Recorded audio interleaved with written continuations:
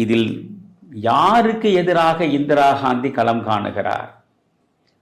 காமராஜர் நிறுத்தி வைத்திருக்கிற சஞ்சீவி ரெட்டியை வீழ்த்துவதன் மூலம் காமராஜ் என்கின்ற தமிழனுடைய அகில இந்திய செல்வாக்கை அழித்துவிட வேண்டும் என்றுதான் இந்திரா காந்தி முற்படுகிறார்.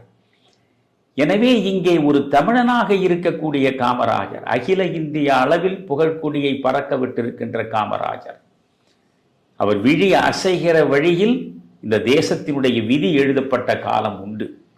எனவே அப்படிப்பட்ட காமராஜரை வீழ்த்துவதற்கு, ஒரு தமிழனை வீழ்த்துவதற்கு, காமராஜர் எந்த பின்புலமும் இல்லாமல் அடிமட்டத்தில் இருந்து ஒரு விருதுப்பட்டியிலே இருந்து, சாதிய பின்புலமும் கிடையாது, பாரம்பரிய பின்புலமும் கிடையாது, மிகப்பெரிய கல்வியும் கிடையாது, இப்படி எல்லா வகையிலும் மிகவும் பின்தங்கிய இடத்திலே இருந்து வந்த தமிழன் காமராஜர்.